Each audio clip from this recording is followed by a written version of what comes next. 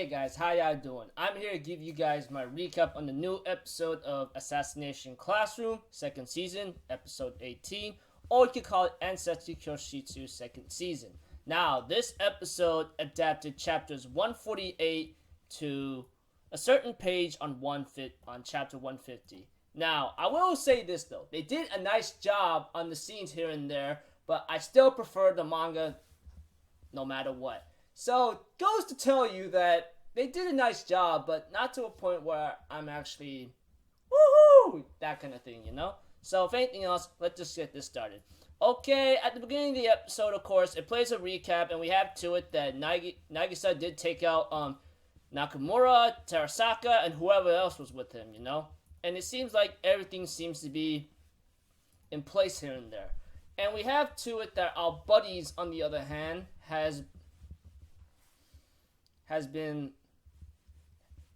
are watching the fight between Nagisa and Karma. And we get to know why Nagisa felt a little drifted apart from Karma himself. While Karma feels like he's drifted apart from Nagisa because Karma believes Nagisa has something within him that he has, which is assassination, obviously. While Karma, on the other hand, Nagisa is really envious about is Karma's intelligence and his ability to fight, you know?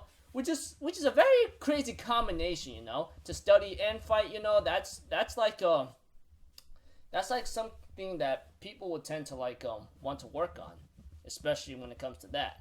But eventually, you know, we have to it that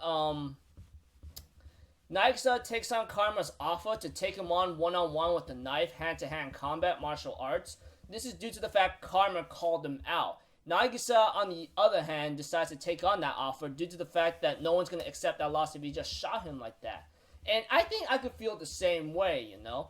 And we have to it that Karma and Nagisa finally fought each other, and just by the terms of it, it seems like Nagisa almost had the upper hand, but Karma managed to get the hand on him as well.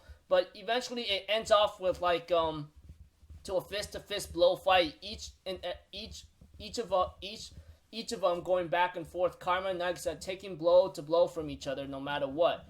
And we have to it that Koro Sensei knows that Karma is trying to value process or procedure. He wants to have complete victory over Nagisa no matter what. And therefore he ends off with an axe kick to Nagisa right in the neck or in the head, you know.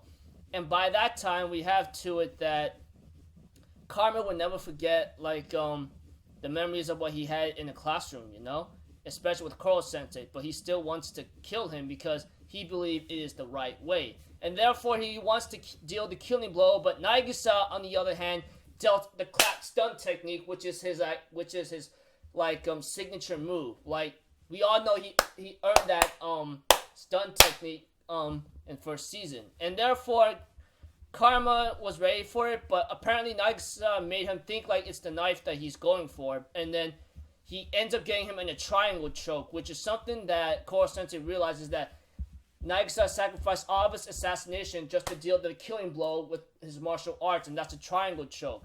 And Karma is already in trouble. He can't even get out, but apparently he had his knife with him, but he, on the other hand, was unable to deal the killing blow due to the fact that since Nagisa took on his offer, he believes if I stabbed you, no one would never actually accept my actions, you know. You defeating me using martial arts, making me surrender, is actually the best way to kill me. You know, I will be honest with you. When I read that chapter where Karma lost, I was a little nitpicky or salty about it. But after talking out with a friend or so, I understand why Karma was unable to deal that killing blow. But you know, after much what's going on, they become friends again, you know. And after that, after Karasuma says this, okay, but I'll give you until the end of January. I want you guys to kill him. I don't want no one else to do so, you know, which is something that I like, you know.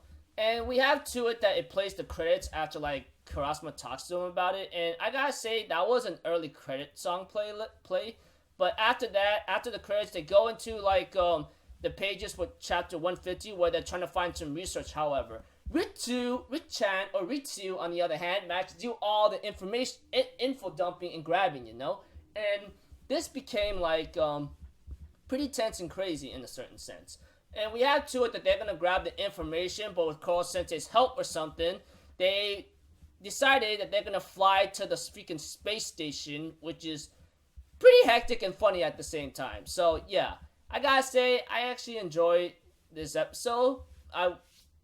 Although I will say this, I still prefer the manga over the anime in this episode. No joke about it. Please forgive me on that. Some of you could agree, some of you would disagree. But hey, it's just me, okay? So until then, I hope you guys enjoyed the episode as much as I did. I'm sorry for leaving out a couple details, like small minor details, such as like Nagisa's second knife, and then Karma like making sure Nagisa doesn't draw that knife, etc. And I've been a little disorganized here and there when it came to like recapping the episode. So forgive me on that, okay? But I still had my fun here and there. Until then, I'll see you guys in my next video. So I'm Alpha Zero. Have a good day, and I'll see you guys next time, alright? Peace out. Bye-bye. Toot-toot-toot.